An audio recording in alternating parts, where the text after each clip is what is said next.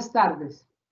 Un saludo especial en nombre de la doctora Diana Alexandra Remolina Botía, presidenta del Consejo Superior de la Judicatura, de la doctora Gloria Estela López Jaramillo, vicepresidente, y de los demás magistrados que integran la corporación.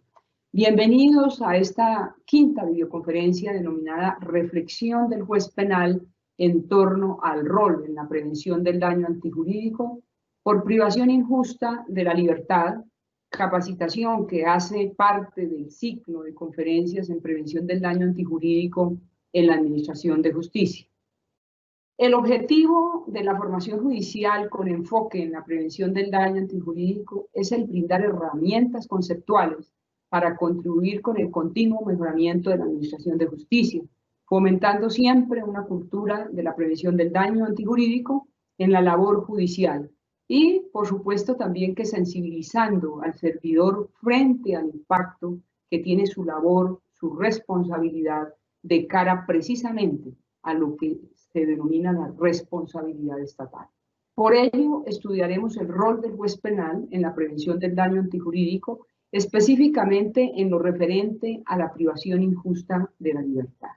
En el día de hoy contamos con el privilegio de acompañarnos dos importantes y asiduos formadores de nuestra escuela judicial. Nos acompaña hoy el doctor Carlos Enrique Cortés Otero, abogado magíster en Derecho con énfasis en Derecho Penal, egresado de la Universidad Santo Tomás de Bucaramanga, especialista en Derecho Penal de la Universidad Autónoma de Bucaramanga, con estudios en España en el Consejo General del Poder Judicial. Actualmente se desempeña como juez penal municipal con función de control de garantías en Bucaramanga, y además el doctor Carlos Enrique también es docente universitario. También contamos hoy con la participación del doctor Andrés Hernando Luna Osorio. Él es abogado con estudios de especialización en Derecho Constitucional, especialista en Sistema Acusatorio, con maestría en Derechos Humanos y maestría en Ciencias Penales. Es docente de las Universidades Santo Tomás, Pontificia Bolivariana, y actualmente se desempeña como juez segundo penal del circuito de Bucaramanga. Tan pronto finalicen la exposición, nuestros conferencistas darán respuesta a algunas de las preguntas que ustedes tengan a bien formular a través del chat de participación. Las inquietudes técnicas sobre la conexión, registro y evaluación que puedan surgir durante el desarrollo de esta actividad, con mucho gusto serán atendidas por nuestros servidores de la Escuela Judicial. Bienvenido, doctor Carlos Enrique Cortés Otero, tiene usted el uso de la palabra. Muy buenas tardes a todos los presentes, los saludo desde la ciudad de Bucaramanga. Especial saludo al Consejo Superior de la Judicatura presidido por la doctora Diana Alexandra Remolina, a la Escuela Judicial Rodrigo Lara Bonilla presidida por la doctora Marilucero Novoa, al doctor Andrés Hernando Luna Osorio, quien me acompaña en la tarde de hoy para la presentación de la temática propuesta. A todos ustedes, muchas gracias por su asistencia y entramos en materia sobre el rol que cumple el juez en materia penal sobre su función de prevención o por lo menos las dinámicas que debe tener en cuenta en aras de prevenir el daño antijurídico por privación injusta de la libertad. A continuación les voy a presentar unas diapositivas con las cuales desarrollaré la temática propuesta en lo que tiene que ver con la función de control de garantías para pasar en una segunda etapa de la exposición con el doctor Andrés Hernando Luna, concerniente a la fase de conocimiento. Pues bien, hemos sido convocados en la tarde de hoy para hablar sobre las reflexiones del juez penal en torno al rol de la prevención del daño antijurídico por privación injusta de la libertad. Tratándose entonces de esta primera etapa, se hará un análisis de la función del juez de control de garantía frente a estas circunstancias, o por lo menos lo que se debe tener en cuenta para prevenir el daño antijurídico con ocasión a las medidas que se toman durante el proceso penal, especialmente la medida de aseguramiento privativa de la libertad. Los temas a abordar, entonces, es la aproximación al marco jurídico en torno a la privación injusta de la libertad, aproximación a las reglas de procedimiento y prueba del sistema penal acusatorio, medidas de aseguramiento, estándares normativos y finalmente cerraré mi intervención con circunstancias neurálgicas que se presentan en torno a la función de control de garantías y la imposición de la medida de aseguramiento que puede ocasionar bajo estas circunstancias un daño antijurídico por privación injusta de la libertad. Iniciamos entonces con una aproximación del marco jurídico en torno a la privación injusta de la libertad. El artículo 90 de la Constitución Política indica que el Estado responderá patrimonialmente por los daños antijurídicos que le sean imputables. ¿Qué quiere decir esto? Dentro de la dinámica del proceso penal, obviamente la Fiscalía adelanta un programa metodológico, pero dentro del desarrollo del proceso penal se pueden adoptar medidas cautelares de carácter personal que pueden y en efecto limitan garantías fundamentales como el derecho fundamental a la libertad de locomoción. Bajo esa dinámica, entonces, entendemos que el proceso penal cuenta con unas herramientas que invaden derechos fundamentales, afectan estos derechos fundamentales, pero siempre dentro de un marco de razonabilidad, proporcionalidad, necesidad, lo cual permitiría establecer que dicha aplicación del ius puniendi resulta ajustada a derecho, es decir, jurídica. Lo que establece este artículo 90 de la Constitución es que los daños derivados de actuaciones antijurídicas o por lo menos atribuibles al Estado bajo esa categoría serán susceptibles de reparación por el Estado mismo mediante las actuaciones judiciales de rigor. Traigo a colación entonces decisiones importantes del Consejo de Estado que han abordado esta temática en torno al daño antijurídico provocado por privación injusta de la libertad. Entre ellas, Consejo de Estado, sección cuarta, radicado 2018, 04479 del 22 de mayo del 2019. Establece entonces que las valoraciones que se efectúan en el proceso penal son distintas a aquellas que se hacen en el contencioso administrativo. Luego, entonces, es importante precisar no solamente que dentro del proceso penal se manejan unas dinámicas de procedimiento y prueba y si se quiere una teleología misma del proceso, que es distinta al proceso que se adelanta ante el contencioso administrativo. También se especifica que en el proceso penal van encaminadas a determinar si la conducta es típica, antijurídica y culpable, es decir, si se establece o no la responsabilidad penal. En el proceso contencioso, por el contrario, en los casos de privación injusta de la libertad, se realiza un análisis con elementos de juicio propios del dolo y la culpa civil. También se establece que el hecho de que no se declare la responsabilidad penal, es decir, de que se profiera una sentencia absolutoria o que se decrete la preclusión y con ello la extinción de la acción penal, pues no significa per se que haya responsabilidad del Estado. Luego a colación la sentencia con radicado 2009-00163, Consejo de Estado, sección tercera, subsección B, en la cual se indica que al juez de la responsabilidad no le corresponde desvirtuar la presunción de inocencia, sino analizar la culpa de orden civil o de naturaleza civil, por así decirlo. Existe entonces una separación entre la investigación penal y la absolución y la indemnización que debe ordenar el juez en la responsabilidad del Estado, siguiendo entonces los parámetros del artículo 90 de la Constitución.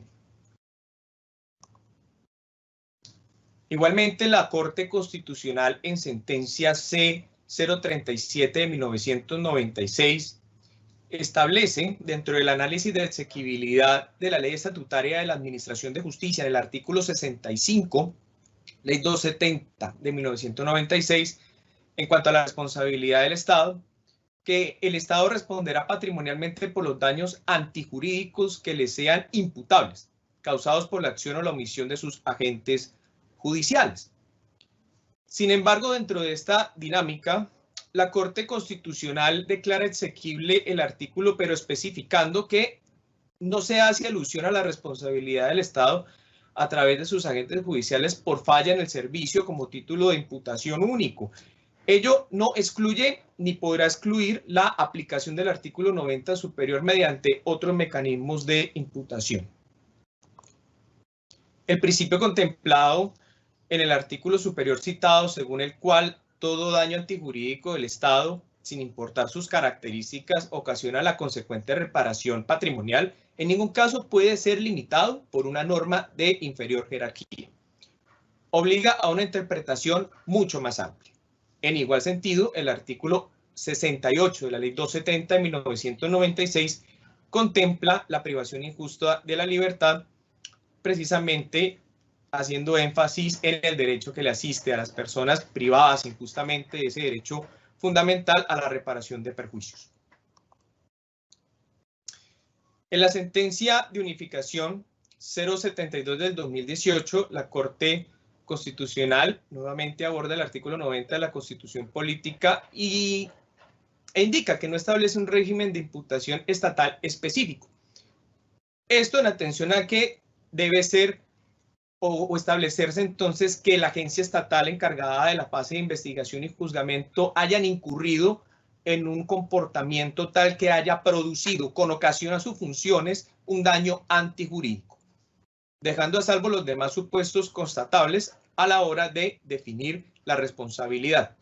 La necesidad de acreditar que se presentó un hecho o una omisión atribuible al Estado que haya generado entonces este daño antijurídico por privación injusta de la libertad.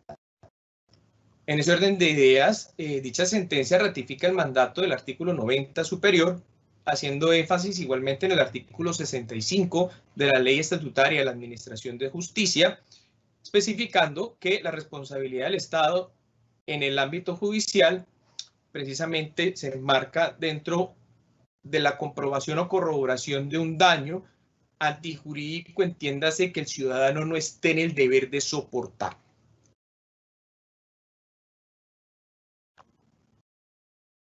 El juez administrativo puede elegir qué título de imputación resulta más idóneo para establecer que el daño sufrido por el ciudadano devino de una actuación inidónea, irrazonable y desproporcionada por parte de las agencias estatales encargadas de la investigación y juzgamiento en materia penal. Entonces, igualmente se trae a colación la sentencia con radicado 2683, Consejo de Estado, sección tercera, subsección C, en la cual enmarca que el juez administrativo tiene la posibilidad de apartarse de la sentencia penal. Quiere decir que el juez administrativo no queda atado a esta sentencia penal, como quiera que desde el principio de mi intervención se ha especificado, se ha aclarado que la naturaleza del proceso contencioso es distinta a la del proceso penal. Tienen dos circunstancias o por lo menos dos enfoques completamente distintos, a pesar de que se aborda una misma temática, la privación de libertad. Las partes, el objeto y la causa en ambos procesos son diferentes. En la acción de reparación directa, quien debe probar los efectos adversos de la carencia de prueba de responsabilidad penal es el demandante. El fundamento de la responsabilidad del Estado no es la culpa personal de la gente, sino el daño antijurídico imputable. Y la parte demandante no puede suponer que la absolución de responsabilidad penal del investigado constituya per se un veredicto automático de responsabilidad penal. Aterrizando todos esos preceptos al sistema de enjuiciamiento criminal en Colombia, es importante tener en cuenta que existen dos legislaciones vigentes, entiéndase la Ley 600 del 2000 para casos de aforados constitucionales, procesos que se hayan, cuya ejecución se haya dado dentro del marco del 2000 al 2006, 2007, dependiendo del lugar en que se haya cometido el delito en el territorio nacional o por extensión, y se encuentra igualmente vigente la Ley 906 del 2004. Son dos legislaciones distintas en las cuales, atendiendo a que en esta presentación también asisten jueces administrativos, pues resulta importante destacar que ambas legislaciones tienen dos reglas de procedimiento y prueba distintas. La Ley 600 contempla la investigación integral. Quiere decir esto que la investigación integral conlleva que la Fiscalía, como órgano persecutor del delito, se encarga entonces de investigar tanto lo favorable como lo desfavorable en torno al caso y el investigado. Mientras que la Ley 906 del 2004 queda completamente enmarcada una figura adversarial en la cual se enfrenta Fiscalía y Defensa en un proceso heterocompositivo en su naturaleza, frente al cual tratan de presentar, entonces la Fiscalía impulsa la acción penal, mientras que la defensa tiene facultades de recaudo de prueba, de contradicción, que le permiten entonces confrontar la prueba presentada por la Fiscalía, pero sin lugar a dudas estamos hablando de un procedimiento adversarial en el cual la Fiscalía no está obligada a investigar lo favorable para el imputado o el indiciado. Las medidas de aseguramiento tienen unos estándares normativos, pero antes de abordar estos estándares tenemos que indicar que la apreciación de la libertad como un valor constitucional de primer orden siempre debe tenerse en cuenta dentro de la función del juez de control de garantías. Artículo 28 de la Constitución es un mandato constitucional, al igual que un mandato convencional. Análisis sobre el sentido de la excepcionalidad.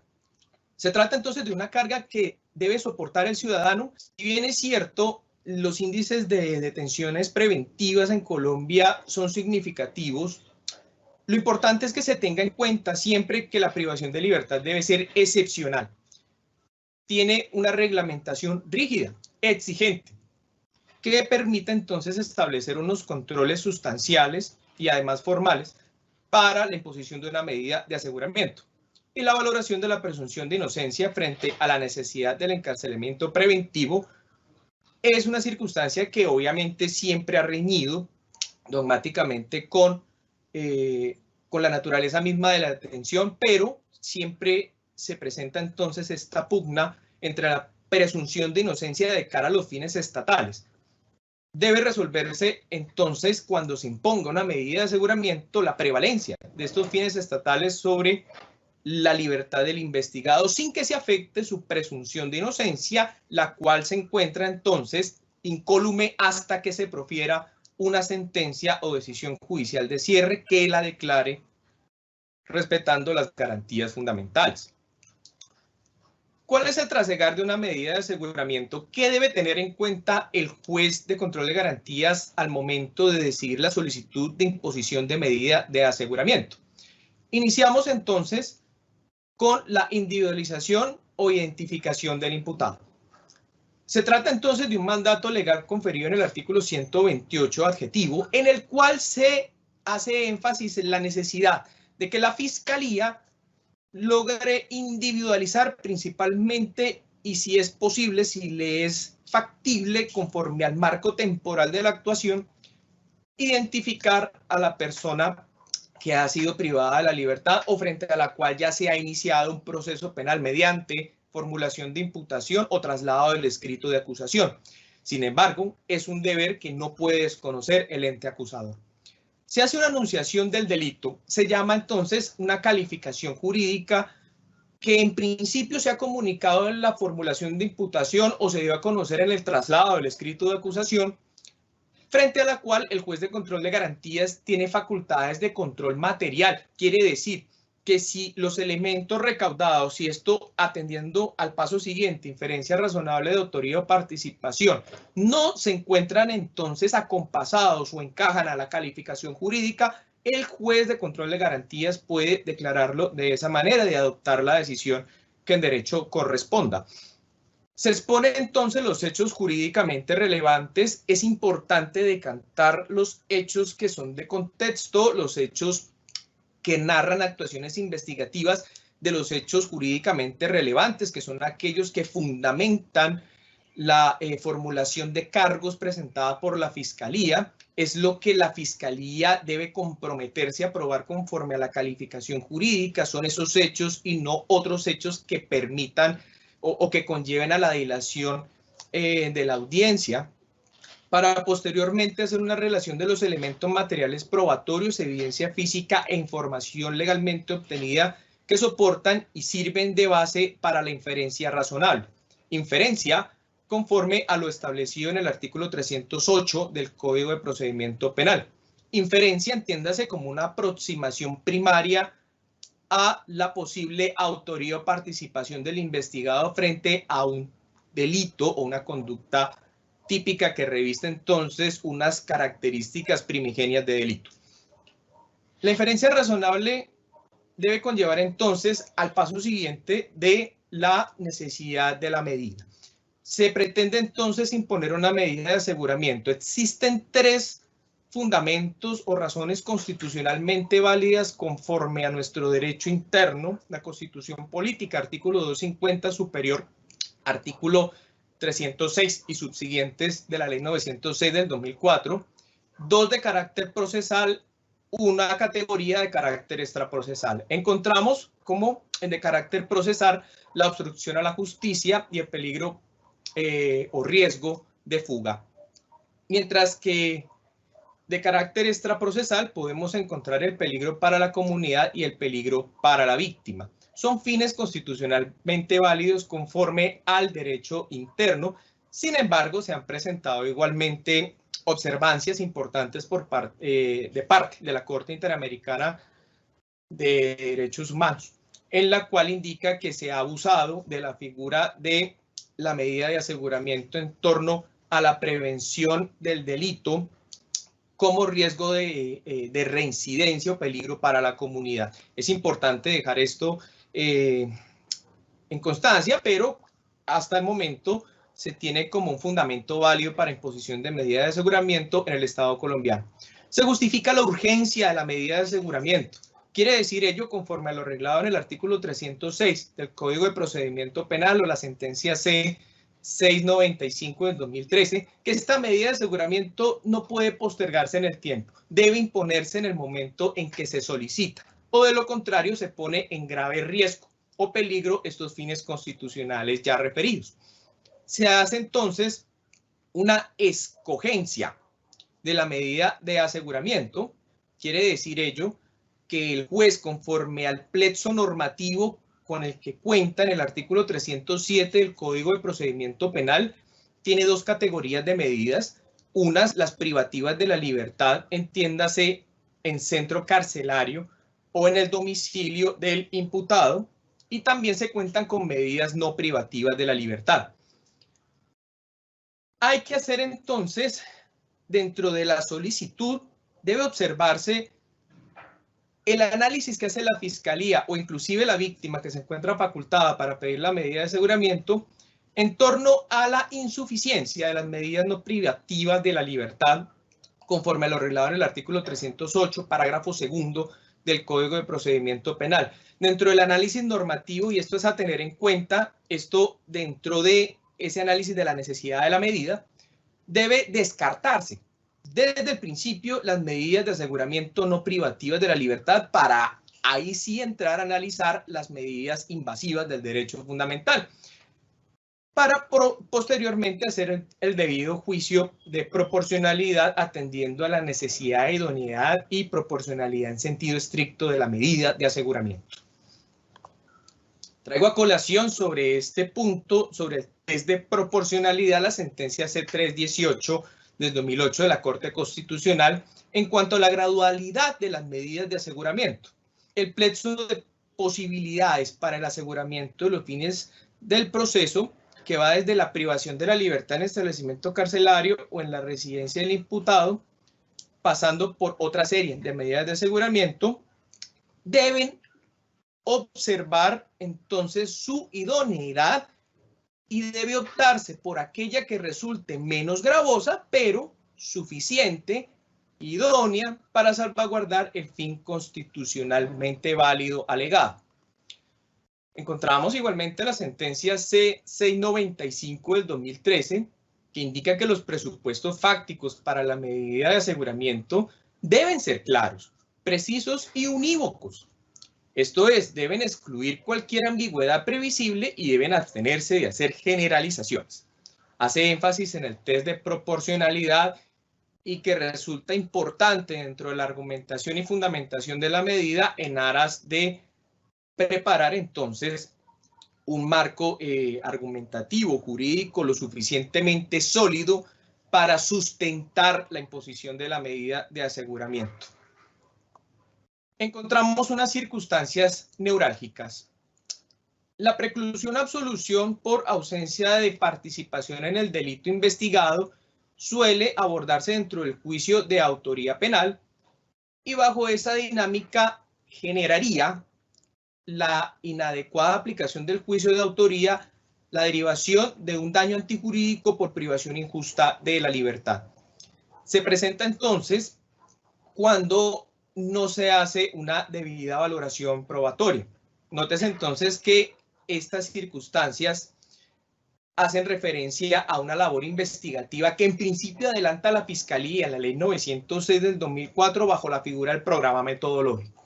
Deben ajustarse entonces los protocolos de investigación en aras de que todos los mecanismos investigativos con los que cuenta la Fiscalía se utilicen dentro de esa investigación y se logre esclarecer el hecho a punto de configurar una investigación y unos elementos o medios cognitivos suficientes para sustentar la autoría penal al momento de solicitar la medida de aseguramiento.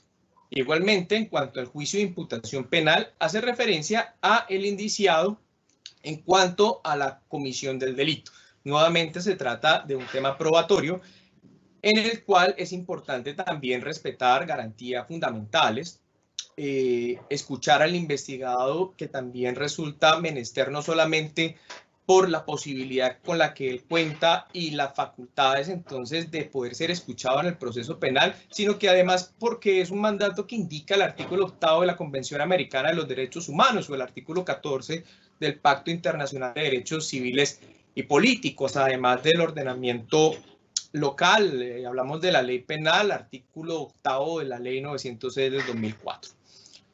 Pero finalmente debe consolidarse unos elementos o medios cognitivos que permitan establecer una individualización e identificación de la persona indiciada, ya imputada o con traslado escrito de acusación, frente a la cual se va a solicitar la medida de aseguramiento. Igualmente recae sobre el juez penal responsabilidad y obviamente generadora de daño antijurídico cuando impone una medida de aseguramiento frente a una conducta que no constituye delito. Esto se puede presentar en varias categorías delictuales. Encontramos hoy, por ejemplo, todavía casos por el delito de tráfico, fabricación o porte de estupefacientes, frente a los cuales la jurisprudencia ha sido enfática, han sido consistente en exigir como elemento especial subjetivo bajo la modalidad de porte de estupefacientes que se acredite con medios cognitivos y para la sentencia con pruebas alguna modalidad de tráfico o distribución. De manera que este es un ejemplo en el cual si se llegase a imponer una medida de aseguramiento sin estos elementos, atendiendo únicamente a la cantidad de estupefaciente incautado, pues entonces podría incurrir en daño antijurídico por privación injusta de la libertad derivado de la imposición de esa medida de aseguramiento. Es un caso, pero obviamente aplica para todas las categorías delictuales. En aplicación del precedente jurisprudencial y cambio de jurisprudencia, atendiendo entonces a que la jurisprudencia, por interpretación de la Corte Constitucional, hace parte de las fuentes formales de derecho, no es obligatoria, es flexible, pero el juez debe contemplarla dentro de su decisión y apartarse bajo las técnicas establecidas por la Corte Constitucional de aquel precedente y de la misma Corte Suprema de Justicia. Y lo cierto es que estos precedentes jurisprudenciales deben tenerse en cuenta al adoptar decisiones. Acabo de citar un caso en el cual la misma Corte Suprema delimita los alcances del tipo penal y la aplicación del jus puniendi frente al delito de tráfico, fabricación o porte de estupefacientes. Claro que al momento de la imposición de la medida de aseguramiento puede obrar unos medios cognitivos y una jurisprudencia acorde a la medida impuesta, que puede variar esa jurisprudencia con el paso del tiempo, a punto entonces de que se ha modificado ese precedente. Esto también considero que debe ser tomado que debe ser abordado por el juez contencioso al analizar la demanda presentada por privación injusta de la libertad. Igualmente, la inexistencia de la conducta punible trata entonces como generadora de daño antijurídico por privación injusta de la libertad. Es importante que la Fiscalía consolide una investigación sólida para acreditar al menos la existencia de aquella conducta punible, delictiva, y la demostración de irresponsabilidad del sindicado junto con la indebida valoración de los medios hacen parte entonces dentro del análisis de la medida de aseguramiento, especialmente en inferencia razonable de autoría o participación. El rol que tiene la defensa en el sistema acusatorio es activo. Se trata entonces de un sistema y que estoy seguro que podemos establecer esto de manera categórica, al agotarse las etapas dentro del proceso penal y tratándose de un proceso penal con concentración de la prueba en el juicio oral, le corresponde entonces a la defensa realizar el descubrimiento de sus pruebas o de sus medios cognitivos hasta la audiencia preparatoria o en la acusación si la fiscalía lo solicita. ¿Qué ocurre? En principio, estas pruebas, por así decirlo, de la defensa, no se conoce su contenido y solamente se pueden avisorar, hacer una aproximación al contenido ya de manera más explícita en el debate probatorio. Luego, entonces, es una circunstancia que además debe ser considerada por el juez contencioso, atendiendo a que bajo las reglas de procedimiento y prueba del sistema acusatorio, al existir entonces el principio de concentración de la prueba en la ley 906 de 2004 en el juicio oral, la defensa muestra sus pruebas principalmente en este escenario y no desde el principio, frente a las cuales obviamente no estaría obligada a presentar esos elementos o medios cognitivos. Debe tenerse en cuenta igualmente entonces la proactividad de la defensa en procura de la salvaguarda del derecho fundamental a la libertad de su prohijado. Traigo a colación para cerrar mi exposición esta frase de Demócrito: quien procede injustamente es más desgraciado que la víctima de su injusticia. Muchas gracias. A usted, doctor Cortés, un agradecimiento especial y vamos al espacio de las preguntas. Doctor Carlos, y la primera: ¿le asiste el deber a la defensa de evitar la prolongación de la privación de libertad de su defendido si cuenta con evidencias que permitan revocar la medida de detención preventiva? Bien, es una pregunta interesante en torno a delimitar estas circunstancias de responsabilidad del Estado derivada de la privación injusta de la libertad. He sido enfático en que en este sistema de procedimiento y prueba de la ley 906 del 2004, se trata de un sistema adversarial. Cada parte presenta sus solicitudes ante los jueces de control de garantías, fiscalía y defensa. Cada parte tiene sus pruebas para agotadas, tras luego agotar unas etapas probatorias que son preclusivas, unas etapas procesales, corrijo, que son preclusivas, pues entonces se enfrentan en el juicio oral, exponiendo entonces el contenido ya de estas pruebas, pero ciertamente a la fiscalía como ente persecutor, pero además atendiendo a que es la defensa la encargada de preservar los intereses de su prohijado, considero que debe ser proactivo y presentar solicitudes de revocatoria de medida de aseguramiento si cuenta con medios cognitivos que permitan derruir, que permitan por así decirlo, desvirtuar esos elementos que se tuvieron en cuenta en la imposición de medida de aseguramiento para finalmente indicar que no hay una inferencia razonable de autoría o participación, o que los fines constitucionalmente válidos que conllevaron a la imposición de la medida de aseguramiento a hoy no persisten en el tiempo, no se mantienen en el tiempo. Luego considero que sí es importante, máxime que es la fiscalía la encargada de impulsar el proceso penal, pero no conoce hasta cierta etapa del proceso las pruebas de la defensa que servirían entonces para solicitar alguna medida de revocatoria, de medida de aseguramiento o inclusive alguna sustitución por una medida menos invasiva. Sin embargo, esto pues obviamente entre unos criterios de razonabilidad. Se trata entonces de tener en cuenta cada circunstancia que ocurre en el proceso para determinar esa responsabilidad estatal por privación injusta de la libertad. Muy bien, doctor. Vamos con la segunda pregunta. ¿Responde el Estado por la privación injusta de la libertad del acusado absuelto mediante sentencia cuando la detención se produjo por engaño o artificios de la víctima y o testigos de cargo?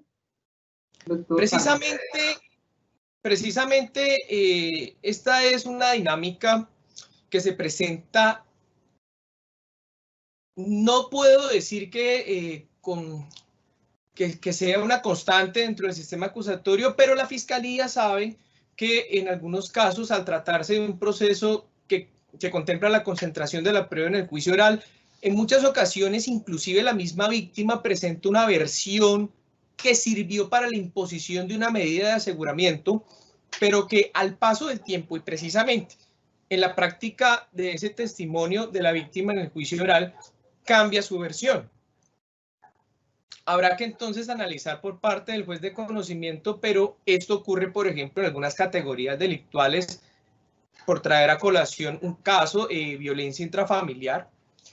Y bajo esa dinámica, entonces, hay que analizar precisamente cuáles fueron los fundamentos que llevaron al juez de control de garantías a imponer la medida de aseguramiento para establecer, como corresponde, que es una medida invasiva del derecho fundamental a la libertad, es decir, que genera un daño, pero es un daño jurídico respaldado por la Constitución y la ley, los fines del Estado, los fines constitucionalmente válidos para la imposición de la medida y además unas evidencias y unos elementos que permitieron sustentar la autoría y participación de la persona privada de la libertad de cara al delito investigado y la necesidad de privarlo de la libertad, bien sea en centro carcelario o en su domicilio.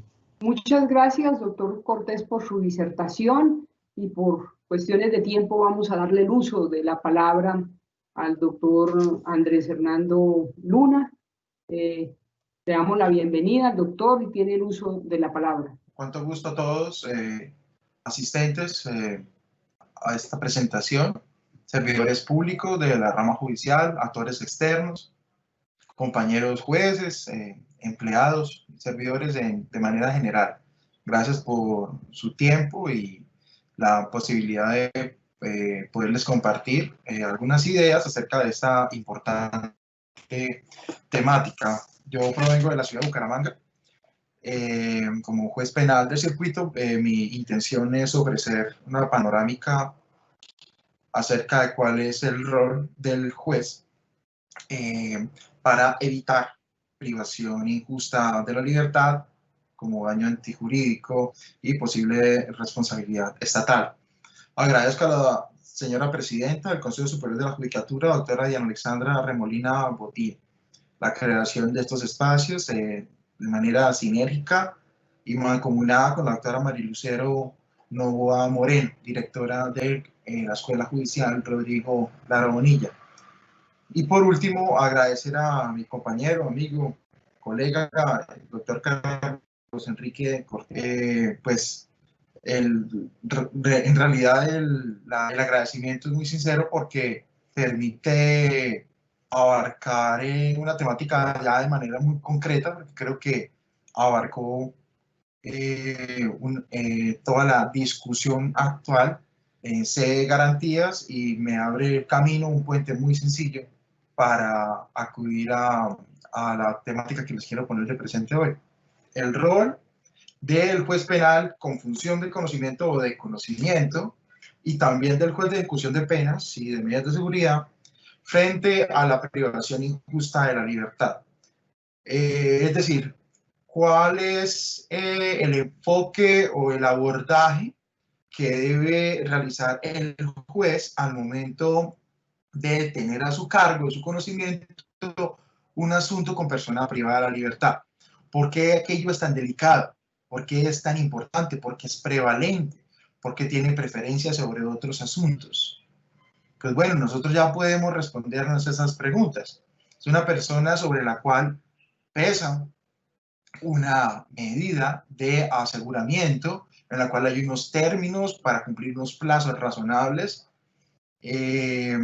La persona está, aunque aún vigente el principio de presunción de inocencia, hay unas medidas cautelares procesales, como lo explicaba el doctor Cortés, que constitucional y convencionalmente son admitidas, pero son medidas o limitaciones temporales que deben tener un tiempo completo de concreción. Por ello, el juez debe realizar todas las labores posibles para concentrarse y lograr sacar avante con unas buenas labores de dirección la actuación de la manera más pronta, de la forma más expedita, porque nada garantiza que una persona que sufre una detención necesariamente vaya a resultar condenada.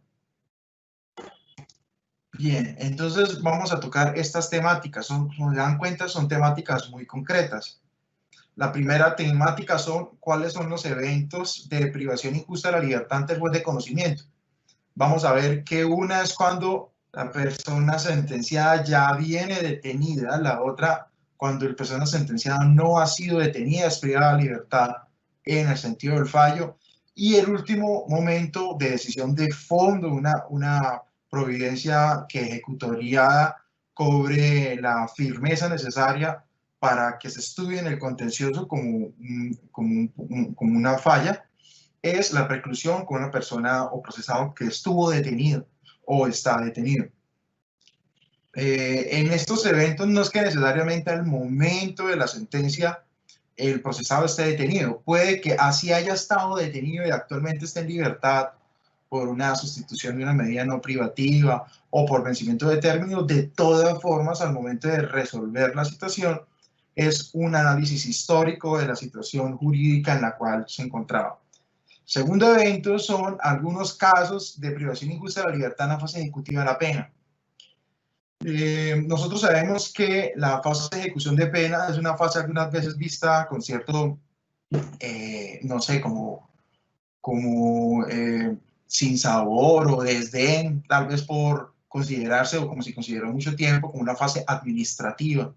Un gran error debido a que es una fase absolutamente judicial, en el cual el juez también, el juez de ejecución de penas y medidas de seguridad, e inclusive los jueces de conocimiento, bien como superiores funcionales que conocen la apelación de algunas decisiones, o podrían también llegar a conocer la vigilancia de la pena. En algunos casos, en algunos circuitos penitenciarios, hay eventos en los cuales debe tener especial atención para que evite problemas de privación injusta de la libertad. El primero es los problemas de prolongación ilícita, es decir, inicialmente estaba prevista la privación de la libertad en un tiempo, pero la misma superó con creces o con un término significativo y de manera injusta el término que tenía que cumplir. Segundo, es una revocatoria ilegal de un subrogado, cuando realmente el subrogado consiste en un otorgamiento de un periodo de prueba, pero se revoca de manera ilegal. Y se otorga posteriormente liberación definitiva. Y por último, los famosos casos de indebida individualización o identidad, algunos casos de homonimia también, en los cuales se ha capturado a una persona y posteriormente se identifica que hubo un error al momento de perfilar exactamente en la sentencia a qué persona o quién realmente corresponde. Es decir, para que no haya errores de identidad. Bueno, voy a recomendar algunos webinars que ya se encuentran en la página de la Escuela Judicial Rodrigo Lara Bonilla. Estos webinars, o como también se han llamado videoconferencias, ya están subidos en la página de la Escuela Judicial Rodrigo Lara Bonilla. Tienen una relación muy cercana, muy íntima con los temas que voy a abordar, cuáles son la videoconferencia sobre aplicación del principio de oportunidad, preacuerdos y negociaciones, preclusión como forma de determinación anticipada del proceso, función de control de garantía y régimen de libertad, análisis crítica de la imputación en la acusación y libertad por vencimiento de término. Es material realizado de jueces para jueces y pues también para la comunidad en general. Es un material, considero yo, de alta calidad, no obstante, es la ciudadanía la que termina dando este criterio, esta apreciación, pero lo recomiendo porque es una temática que se ha venido construyendo a través de los meses que la Escuela Judicial ha realizado las diferentes videoconferencias. También recomiendo otros webinars, también muy unidos, uno muy reciente, este sí no está aún subido en la página de internet, que es el del doctor Santofimio Gamboa, y otros sobre capacitación en derechos humanos, sobre control de convencionalidad, derechos humanos y pandemia y bloque de constitucionalidad. También otros webinars muy importantes sobre esta misma temática, manera de ejemplo, de mi región, del Instituto Colombiano de Derecho Procesal, capítulo Santander, y algunos videos del doctor Jaime Orlando Santofimio Gamboa, autoridad en este tema. Bien, vamos entonces a tratar los diferentes eventos que les venía señalando. Antes de empezar estos eventos, quiero hacer una pequeña introducción. La introducción va en este sentido. Todos los jueces, y creo que aquí puedo generalizar, el primer momento en el que están frente a un estrado y tienen la importante misión de impartir justicia y de obrar con objetividad y lealtad y destinar la suerte o la vida de cualquier ciudadano, principalmente privado de la libertad, sobre él pende una espada de Damocles muy importante que siempre guía ese actuar, y es la especial atención o cuidado de las personas privadas de la libertad. O sea, no cualquier asunto que se trate con persona privada de libertad, todo juez de la República de Colombia, todo juez, gústele o no a las personas, tenga o no un carisma, una forma querida, amable, independientemente de lo que sea, pero dentro de sus funciones jurisdiccionales y de sus funciones legalmente establecidas, todo juez tendrá especial atención a los eventos o actuaciones con personas privadas de la libertad.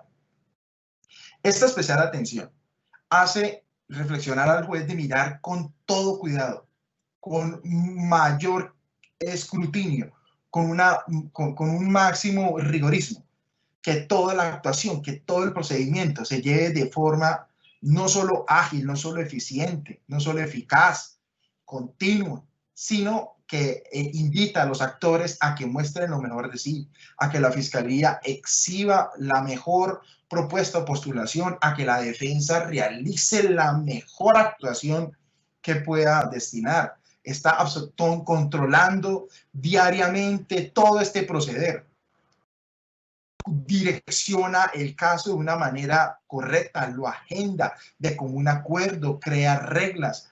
¿Por qué? Porque el juez debe ser muy consciente de que en ese específico caso, si existe una absolución, una preclusión o una terminación del proceso sin pretensión punitiva, es decir, en la cual se frustra como tal el ejercicio de la acción penal o se busca otra salida o terminación anormal sin pretensión punitiva, va a existir la gran posibilidad de que, según el artículo 90 superior, haya una responsabilidad estatal.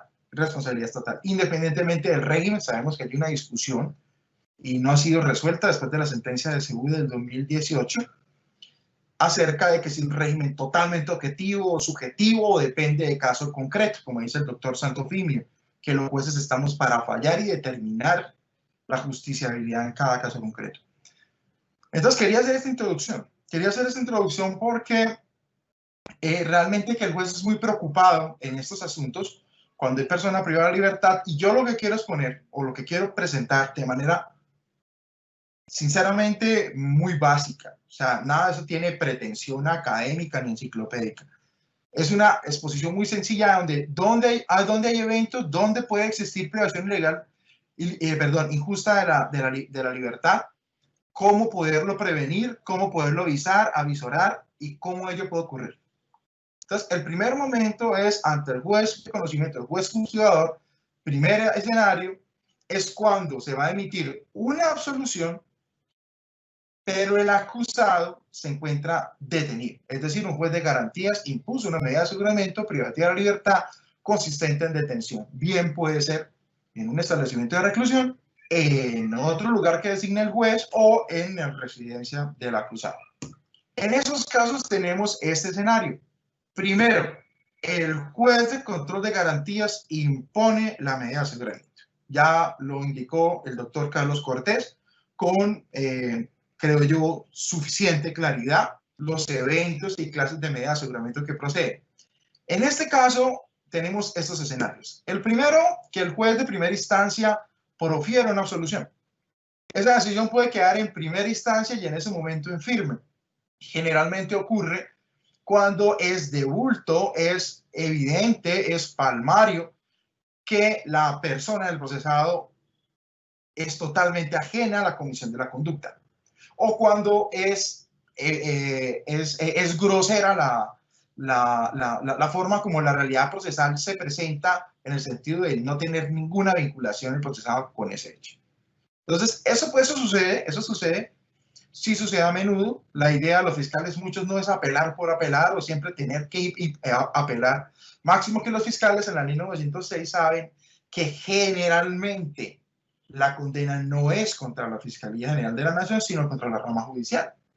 Diferente a la ley 600, como explicaba el profesor Cortés, el juez Cortés, en el cual, como providencia, se priva la libertad por parte de la Fiscalía. Entonces es común que aquí ocurran estos escenarios. Algunas observaciones sobre este aspecto es que el Ministerio Público y la víctima también tienen vocación en muchas ocasiones para apelar. Así la Fiscalía no quiera apelar. Ya la Corte Suprema de Justicia ha señalado que la petición de absolución de la Fiscalía no ata al juez a tener que per se o sí absolver, sino que en ejercicio o garantía de la justicia material, bien pueden los intervinientes también hacer valer sus pretensiones y provocar unas segundas instancias. Los jueces siempre manifestamos que lo mejor que puede suceder es que una decisión sea objeto de apelación. ¿Por qué? Porque existe en juez, y hablo de jueces según sea el que fuese, o sea, inclusive fuera constitucional la sala especial de primera instancia de la corte, o la sala penal de un tribunal, o un juez unipersonal, cualquiera que sea la categoría. Lo mejor es que una sentencia pueda tener otros ojos, otra revisión, porque pueden existir error, el error es de humanos. En consecuencia, los intervinientes, es una buena observación, están legitimados, y si considera que tienen unos intereses y unos argumentos que son sólidos, pueden perfectamente solicitar o impugnar la respectiva decisión para que en primera instancia la absolución no cobre ejecutoria. Bien. Segundo escenario.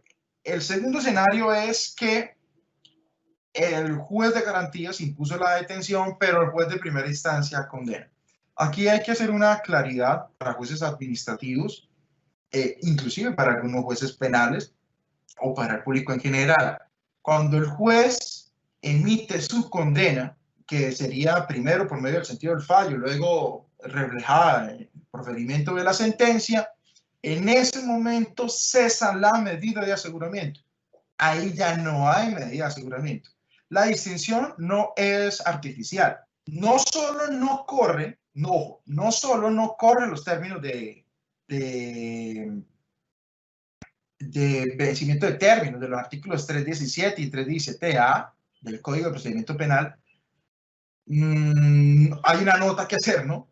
La Corte Constitucional dice que sí corre el término de la sustitución de la medida por una no privativa del artículo 307 y 307A del procedimiento penal. Pero bueno, eso es una decisión que no ha tenido como tal un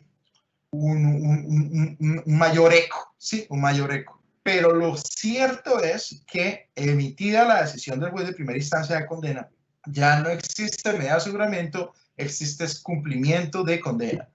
Claro, al momento de una condena eventual, pues que no sería el caso, el tiempo de detención y de condena se computarían como pena cumplida una final. Pero es importante determinar, porque aquí el juez de garantías suelta toda responsabilidad.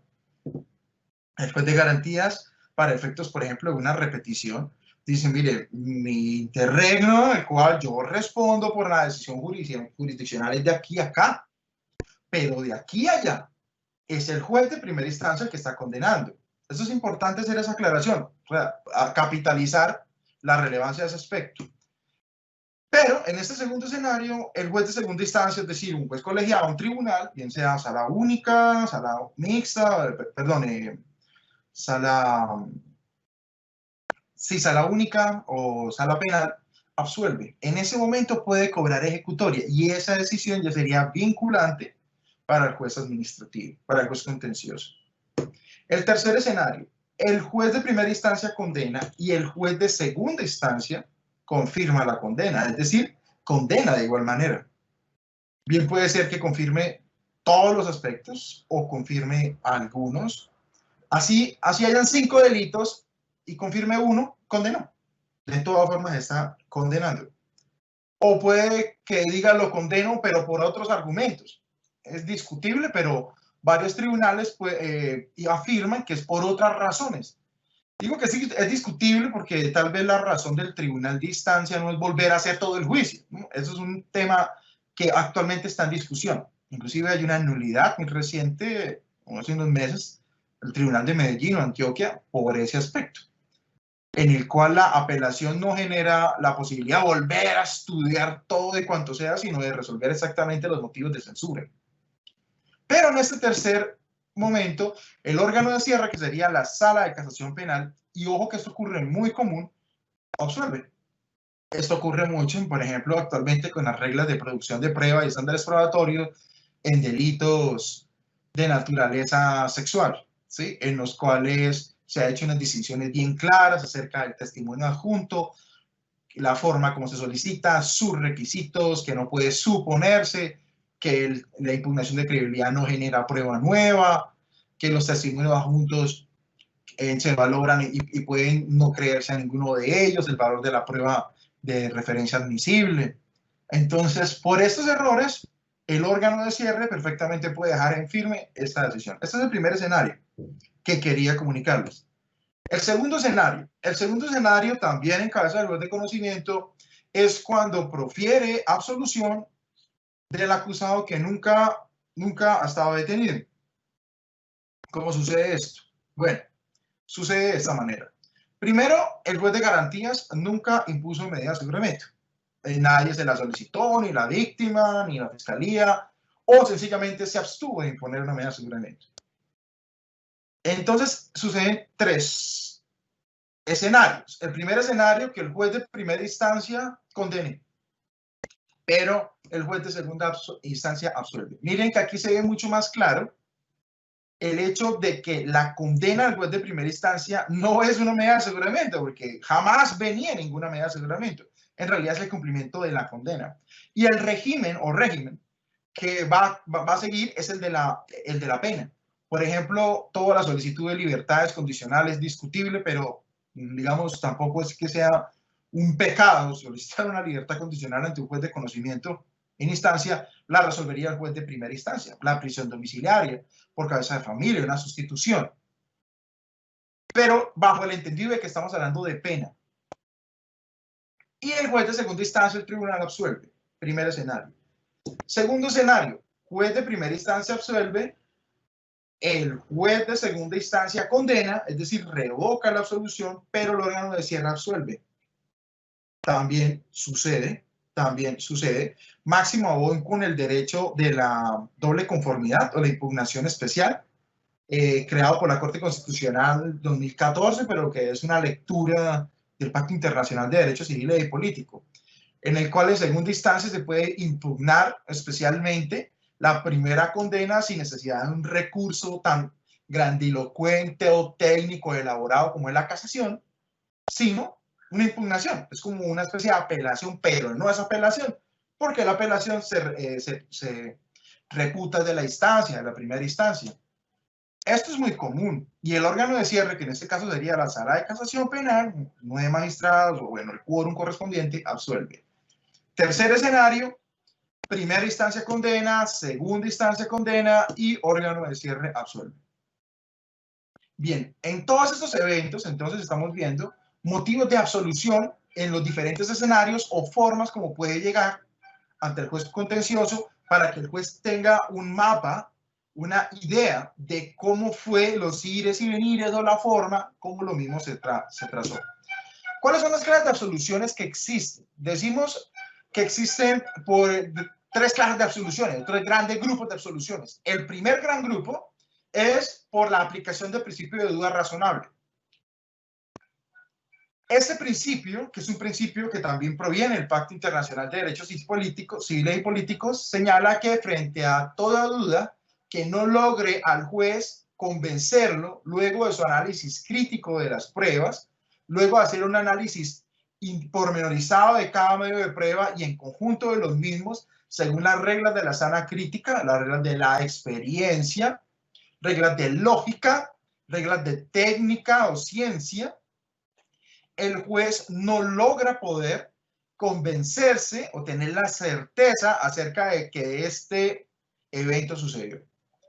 Entonces, en esos casos, puede suceder que sea por incumplimiento de estándares probatorios, que hoy día es el boom, digamos desde el 2016, el cual la Corte Suprema de Justicia de Sala de Casación Penal ha venido haciendo un énfasis y una trascendencia de los estándares probatorios.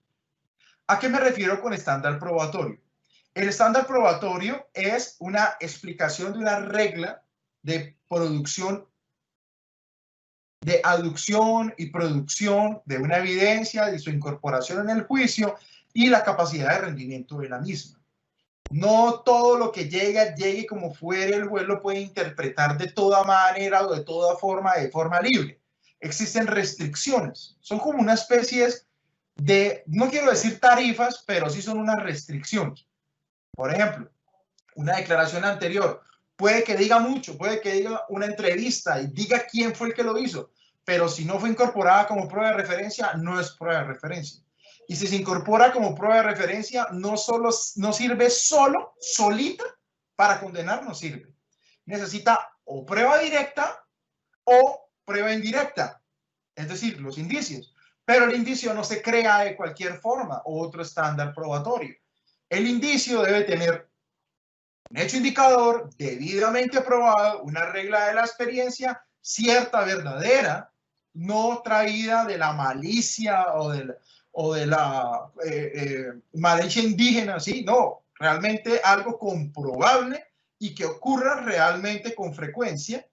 Y por último, un hecho indicado. Y este hecho indicado debe ser, que es propiamente el indicio, debe ser grave, no puede ser leve y no puede ser contingente ni sino necesario.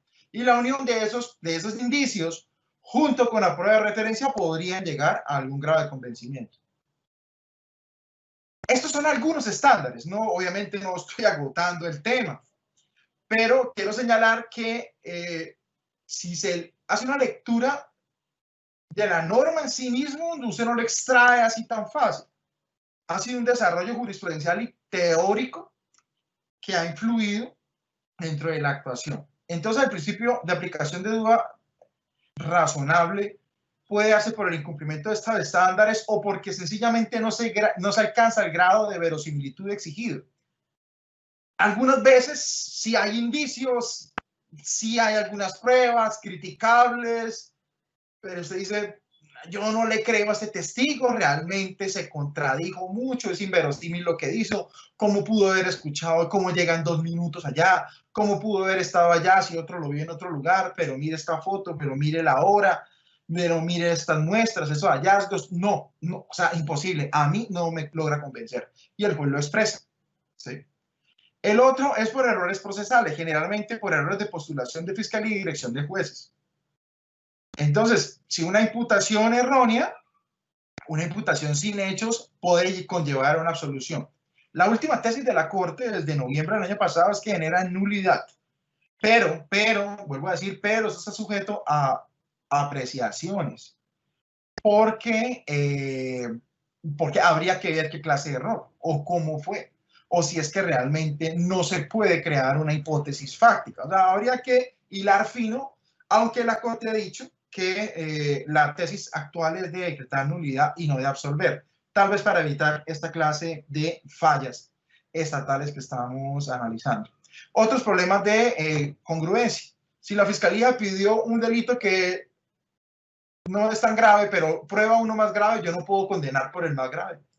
No lo puedo condenar. O por inocencia. La inocencia es por atipicidad objetiva, subjetiva, insignificancia, justificaciones, culpación e impunidad. En todos estos eventos se entiende que la conducta no es punible. No es punible porque es atípica, o porque no logra su antijuridicidad, o no llega a ser culpable, o realmente no se puede imponer pena. En estos eventos existiría absolución. Tercer escenario del juez de conocimiento. Es un escenario mucho más sencillo, y es la preclusión de un acusado detenido. El acusado está detenido. Generalmente no llega privado de la libertad a la preclusión. Ya la fiscalía, como lo explicó el doctor Cortés, muy probablemente solicitó la revocatoria de la medida de aseguramiento, porque se dio cuenta que realmente no es, la víctima dice no es, o el examen de ADN no corresponde, o las impresiones dactilares no lo son, o se trata de un homónimo, pero estuvo detenido. En ese caso, entonces, el juez de control de garantías ha impuesto una detención. Bien puede ser que actualmente esté revocado o no, pero hay una detención cumplida. Hay dos eventos. El juez de primera instancia decreta la preclusión y ahí quedan firme, que ocurre en muchos casos. Porque cuando un fiscal solicita preclusión de una persona que estuvo privada de la libertad, es que realmente está absolutamente convencido. O que el juez de primera instancia niegue la preclusión, pero el juez de segunda instancia sí la decreta. Aquí no hay órgano de cierre, porque al no se tratarse de sentencia, sino de un auto, eso sí que tiene efectos de cosa juzgada. Clases de preclusión podemos dividirlas en dos clases, y hay que hacer ciertas distinciones y análisis de las mismas, y algunas correlaciones con la ley 600. Hay causales procesales, como son los eventos de extinción, imposibilidad virtual de la presunción de inocencia y el vencimiento del término del artículo 294 del procedimiento penal. Esta última causal no es autónoma, debe confluir con alguna de las antes señaladas. En causales de extinción, la principal o más importante causal que se eleva, por eso digo que hay que distinguir, como evento de falla o de privación injusta de la libertad, va a ser la extinción de la acción penal por prescripción de la acción penal. La persona del acusado estuvo privada de la libertad, pero el Estado, por intermedio de los jueces, no logró llegar al punto o límite exigido o necesario. Y opera el fenómeno de prescripción. Dice la Corte Constitucional, son palabras de la Corte Constitucional, un poco rudas, pero así son, por inoperancia de la administración de justicia, desdén, pereza o desidia. En esos eventos estamos frente a un típico caso, porque es otro reloj que tienen los jueces siempre que tienen una actuación, y es hacer la contabilización de la prescripción de cada tipo penal, inclusive hacer un análisis de, bueno, ¿y qué pasaría aquí? ¿Y qué pasa si es cómplice? Entonces se disminuye, pero ¿qué pasa si hay un error? Se disminuye, o ¿qué pasa si no hay agravantes? Se disminuye. El juez debe tener diferentes hipótesis para no solo casarse con una, sino el juez señalar, bueno, puede que acá diga homicidio en tentativa, pero puede que sean lesiones. Entonces, yo no voy a darme a 10 años a demorar la actuación, sino es acá es discutible, voy a hacer un juicio y un análisis del caso con un tiempo más cercano. Esa es una buena práctica que yo ofrezco. Causales sustanciales, como causales de ausencia de responsabilidad e inexistencia del hecho, atipicidad objetivo, subjetivo, ausencia de intervención del hecho del procesado, son causales absolutamente de inocencia. Son causales de inocencia, pero que la fiscalía solicita de manera anticipada porque avisora que no va a haber mérito para acusar. Bien, esto es más sencillo. Juez de ejecución de penas, demoro 2 minutos y termino. El juez de ejecución de penas, que ya es el juez que va a vigilar la sentencia, tiene unos escenarios específicos. El primero es el de prolongación ilícita de la libertad, de la privación de la libertad. En este caso, el juez de conocimiento ordenó ejecutar la prisión. El juez de ejecución de penas vigila la condena, pero hace un indebido cómputo de la penalidad cumplida.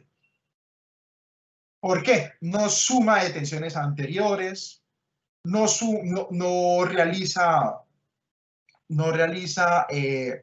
solicita cómputos de redención de penas, o no es acuicioso en buscar los cómputos de redención de penas previos. Cuestión que cuando hay pena cumplida hay un exceso, hay un tiempo que superó. Esto obviamente no es lo querido, pero es una circunstancia irregular que, aunque la persona inicialmente estaba privada de libertad de manera correcta, concreta, si se excede el tiempo que debe estar, pues se genera una situación de daño antijurídico. El segundo escenario del juez de ejecución de penas, una revocatoria ilegal de un subrogado. En este evento, la persona fue condenada, pero se otorgó o bien suspensión condicional de la ejecución de la pena o bien libertad condicional. No obstante lo anterior, y aquí vamos a ver los eventos, el juez de conocimiento, en efecto, ordenó no ejecutar la prisión. O inclusive puede ser el mismo juez de ejecución de penas cuando otorgó una libertad condicional. No obstante, el juez de ejecución de penas revoca el subrogado, pero de manera ilegal. No hace un trámite correcto, o no lo hace sin abogado, o la causal no existe, o valoró la causal de manera indebida o errónea, o la persona nunca incumplió, o no se le permitió el derecho de contradicción, y el superior funcional restablece el subrogado y declara la liberación definitiva. Es decir, la persona sí cumplió bien su periodo de prueba. Juez, usted se equivocó al haberle revocado el subrogado, y en consecuencia puede existir un daño antijurídico. Consecuencia, el juez que lo vaya a hacer tiene que ser muy juicioso al momento de realizar el trámite de la revocatoria que está permitida en la ley. Y el último escenario, y con eso terminamos, se trata de los sentenciados que tienen una indebida individualización o identidad. Individualización, los rasgos físicos, sus características morfológicas que lo identifican de cualquier otro, y la identidad pues será como tal los cupos numéricos o números como tal que lo identifican. Pueden suceder esos dos escenarios, que el juez de conocimiento emite una sentencia que no contiene plena identidad o individualización, priva la libertad de la persona, y el juez de ejecución de penas verifica que hay un error en su identidad. Eso me pasaba, yo me acuerdo como juez de ejecución de penas, un señor decía, yo no lo hice. Ah, bueno, sí, señor. Otro derecho de petición, que no lo hice, lo juro. Ah, bien, sí. En serio, pero por favor, ya la tercera vez usted dice, bueno, en realidad una persona que sea tan insistente no es tan común. Y verificaba en realidad la orden de captura que se emitió en contra de la persona. Fue el hermano el que se hizo pasar, o otro le robó la cédula, o fue indebidamente notificado, o un error en un número de la orden de captura. Los jueces de ejecución de penas tienen que restablecer la libertad.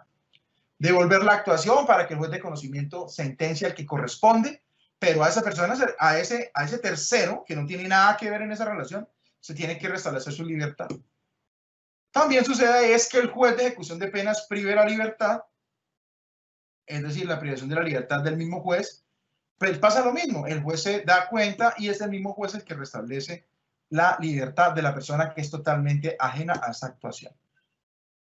Pues no, las conclusiones que quiero ofrecer, pues eran los diferentes escenarios, algunas observaciones, algunas sugerencias, llamar la atención en estos pequeños momentos de cómo puede suceder el daño antijurídico y las formas de absolución y de preclusión, asimismo los errores que pueden ocurrir ante los jueces de ejecución de penas y medidas de seguridad. Y gracias a todos por la atención.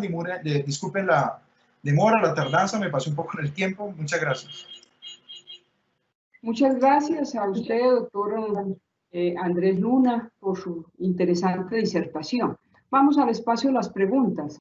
Doctor Andrés, la primera, ¿qué recomendaciones puede ofrecer a los jueces de la jurisdicción contencioso administrativo al momento de apreciar las decisiones jurídicas relativas a la privación de la libertad en el proceso penal en las etapas procesales de juzgamiento y ejecución de penas? Creo que la gran lección que nos ofrece la Corte Constitucional con la sentencia de unificación del 2018 fue, y creo que en eso todos estamos de acuerdo, que cada caso en concreto merece una reflexión de sus circunstancias en concreto, es decir, de la forma de si estuvo detenido, si fue privado de la libertad por un juez. Es decir, la sentencia CU 072 de 2018, discutible, porque 5 la aprueban con 2 aclaraciones, uno salva voto, uno impedido, 2 en permiso, es decir, es una sentencia siempre compleja. De todas formas, nos exige hacer estas diferenciaciones. Bueno, la detención entonces es del juez de garantías, la privación de la sentencia es del juez, las formas de absolución son las siguientes. ¿A qué obedeció cada absolución? Podemos distinguir, por ejemplo, la preclusión, causales sustanciales y procesales. Por ejemplo, un desistimiento. Una persona desiste de un proceso y la persona estuvo privada de la libertad por ese delito que admite desistimiento. Entonces, el juez tendrá que analizar, bueno, pues es un desistimiento, eso no tiene nada que ver la administración de justicia, sino fue la persona que desistió, hubo indemnización integral. Conclusión, analizar, según la sentencia SU 032 de 2018, las particularidades concretas y no proferir decisiones de manera amplia, genérica o vaga, señalando, aquí estamos frente a un régimen de título de imputación objetiva, perdón, de responsabilidad objetiva, en consecuencia, como dice el doctor Santofimio, tenga la sentencia y págueme. Sí, es decir, eso suena un poco como grosero, pero eso es lo que precisamente no se desea, hacer un análisis en concreto, eso sí bajo las reglas de valoración probatoria del contencioso, pero con las particularidades del proceso penal. Muy bien, Gracias. doctor. Siguiente pregunta. ¿Qué sugerencias o buenas prácticas puede ofrecer a las partes, intervinientes y jueces para evitar privaciones ilegales de la libertad desde el proferimiento del sentido del fallo hasta la extinción de la pena? Muchas gracias. Esta pregunta es muy interesante, doctor María Lucero. O sea, es una pregunta muy importante porque la Corte Constitucional ya ha planteado que no es cierto que emitido el sentido del fallo sí o sí, de una u otra forma, sea como fuere, la persona del condenado deba ser privada de la libertad. O sea, no es una regla, no es una regla cerrada o fatal. Bien lo señala la sentencia C-372 de 2017, que la emite la Sala Plena de la Corte Constitucional. Habría que analizar cada caso concreto. Esa sentencia inclusive presenta precedentes del 2016 de la Corte Suprema, en la que se señala que si la persona del procesado ha asistido a todas las audiencias, no se ha demostrado desleal, no ha hecho maniobras fraudulentas, maniobras dilatorias, perfectamente puede suspenderse el procedimiento de la captura de la decisión de primera instancia o la decisión de segunda instancia y esperar la ejecutoria, máximo que en derecho penal la casación no tiene naturaleza delictual ni cuantía, sino es para cualquier delito, el delito más humilde, al genocidio más gravoso, todos los procesados, todos los sujetos procesales tienen derecho a acudir a la casación. En consecuencia, es bien factible que se admitan casaciones y que se resuelvan de fondo, sin que se libre una orden de captura. Entonces, habría que ver cada caso concreto. O sea, esa es la mejor observación de dar aplicabilidad. ¿Cuál es el problema, doctora María Lucero? Las sentencias C-342 de 2017 y las de la Sala de Casación Penal exigen que el juez tenga que argumentar. Entonces, para usted privar de la libertad, no tiene que argumentar. Pero para no privar, sí tiene que argumentar. Pero yo creo que la discusión no es esa. La discusión es daño antijurídico. Usted puede estar muy seguro de su decisión, pero al fin y al cabo es suya y es impugnable. Entonces, si no es indispensable privar de la libertad a la persona que no está detenida, piénselo dos veces y analice si es posible hacer una argumentación o no para proceder en esa forma. Gracias. Nuestro agradecimiento especial al doctor Carlos Enrique Cortés Otero y al doctor Andrés Hernando Luna, nuestros asiduos formadores en esta y otras temáticas. Mil gracias nuevamente por su didáctica, por su ilustrativa y metodológica disertación sobre la política de prevención del daño antijurídico al interior de la rama judicial, la cual deben conocer todos nuestros servidores judiciales y tener muy presente en el ejercicio de su labor jurisdiccional. Un agradecimiento especial a todos los servidores judiciales y distintos actores del sector justicia que se han conectado a esta videoconferencia, desde luego al grupo de apoyo de nuestra Escuela Judicial Rodrigo Lara Bonilla. Asimismo, los invitamos a que nos sigan a través de nuestras redes sociales como Facebook, Instagram, Twitter y YouTube, en donde podrán encontrar información sobre todas nuestras videoconferencias, además de otras noticias de interés. Y a propósito del tema, cerramos con una frase del día, nos despedimos del señor Maximiliano Robespierre. Toda ley que viole los derechos inalienables del hombre es esencialmente injusta y tiránica. No es una ley en absoluto.